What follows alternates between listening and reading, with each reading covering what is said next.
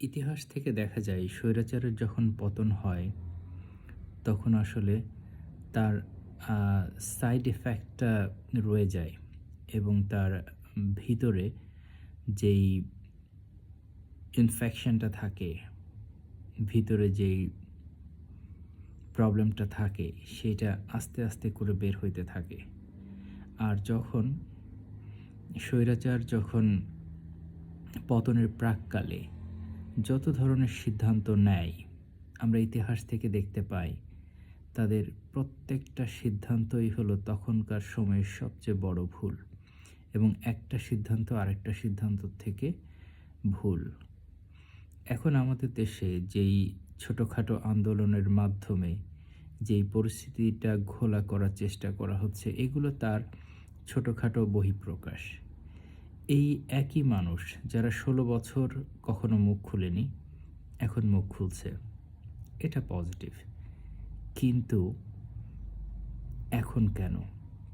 যখন জাতীয় দুর্যোগ চলছে, ভয়াবহ বন্যা চলছে, এখন কি সময়?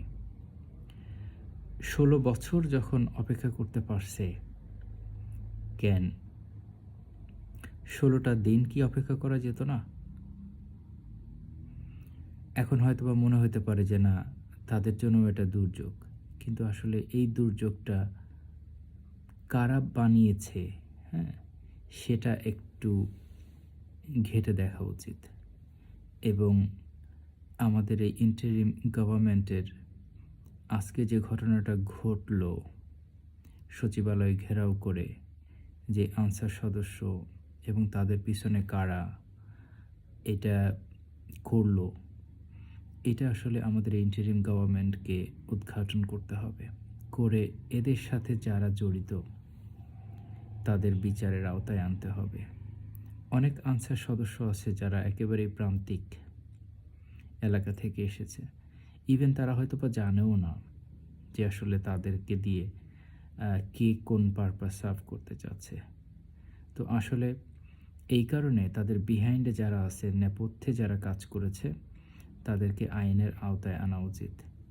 এবং কিছু হলেই আমাদের এই কোমলমতি ছাত্রছাত্রী ভাই ও বোনেরা রাস্তায় চলে আসে এবং তারা আহত হচ্ছে, তারা অনেক ক্ষতির সম্মুখীন হচ্ছে।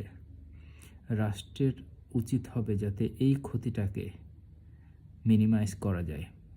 কারণ আজকের এই যে যুব সমাজ এবং ছাত্রছাত্রী যারা, তারা হলো আমাদের ভবিষ্যৎ লিডার্স।